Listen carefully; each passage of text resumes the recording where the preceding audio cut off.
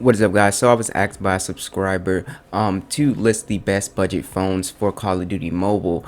So you guys already know. So first on my list is the Bold M1. So it actually can max this game out on very high, and it looks really good. And also, you have a big display on here, a 6.4-inch display. It is 1080p, but the thing about this display is it is an AMOLED display, and it's got a no notch on this guy, which is very nice. 403 for the PPI, so very sharp pixel density. And this is the display that you want to really be playing games on. No notch, no nothing. It's just very nice. Now you are getting Android 9, and this will get Android 10. You're playing on the Helio P70 processor along with the Mali G72 GPU.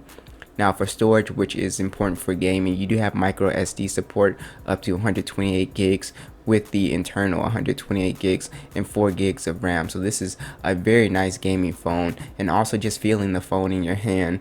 It's an all glass and metal design, so it feels really good, very premium. Battery life is very important. Now this is not going to be the battery champ. It's got a 3500 milliamp battery, and from my test you will get about 6 to 7 hours of battery life, which isn't that bad. But if you're doing heavy gaming, then expect to probably get around 6 hours before you have to run to a charger. But at least you do have fast charging at 18 watts and 10-watt wireless charging. Now next is going to be the iPhone 7. So if you're an iOS user and you want to stay around that $200 to $300 price range, you can go with this or the 7 Plus. Just know with the 7 Plus you might pay a little bit over 300. You might have to get it on eBay or something. But for the iPhone 7, you have a smaller display, so I like this for people who don't like the big displays. So I try to add a phone that's not super huge, but you have a 720p display, 326 for the PPI, and this plays Call of Duty at the very highest settings, actually, with that Apple A10 chip along with the latest version of iOS 13. So it's a very fast phone to play games on. The game looks great. Like I said, it is 720p, so it's not going to be the sharpest display, but from what I saw, I couldn't really notice it because the screen is so small. It just looks pretty good. So you do have 32 gigs of storage, which isn't a lot. You cannot expand that. Also with 2 gigs of RAM, but iOS 13 does a really good job at optimization. So this phone rarely ever lags from what I'm seeing. With the battery life, just know, I think all iPhone users know this unless you're like on the iPhone 11 or something like that. The 1960 milliamp battery is not that big. You will be running to the charger with this guy, so do know that. You do have stereo speakers on here, surprisingly, so you get some really loud speakers on here, which I really love. Now next on the list is the Samsung Galaxy A20s. Now this is the biggest phone on the list, coming in at 6.5 inches, and it's a 720 by 1560, so 720p. But if you like a really big phone, then this is something to consider. Now you have the Snapdragon 450 along with the Adreno 506, so it maxed the game out on low with medium frame rate, so not the most impressive experience. But like I said, if you like a big display, this is definitely something to go for. So you do have a 4000 milliamp battery along with 3 gigs of RAM, so you get really good battery life on here. I was able to get at least about 1.5 days of battery life, so if you're a gamer, you won't have a problem with battery life on here. But you do have that 15-watt fast charging on here as well, so the speakers were pretty decent, and the rest of the phone overall is very nice. If you're a Samsung fan, you'll like the One UI and all that stuff.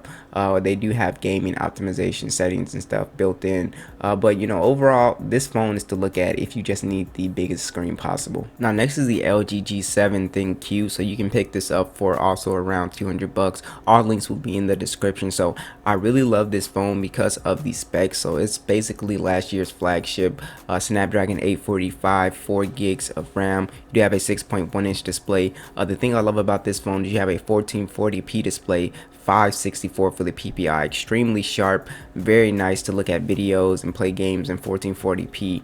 It's really nice, guys. It is IP68, so you'll be able to play games on high, everything maxed out, Call of Duty, Fortnite, PUBG, whatever on high with the Snapdragon 845 Adreno 630 GPU.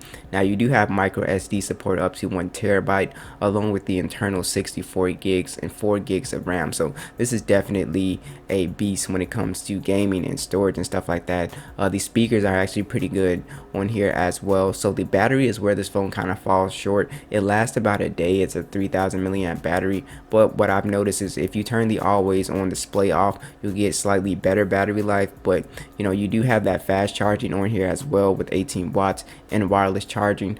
So I really like this phone for gaming. You do have to deal with that notch up top, but if that doesn't bother you, then this is a solid phone. So last on the list is the Moto G8 Play. So I really like this phone. The reason why it's last is because it's got 2 gigs of RAM, which I can't really recommend this for, you know, long-term usage, because I have no clue if it's going to slow down. Now in my review, it was a fast phone. It didn't slow down at all. So if you're a Motorola fan, I like the phone, but it's kind of disappointing. But it does play Call of Duty on really good high settings, and then you're able to play PUBG on some pretty good settings as well.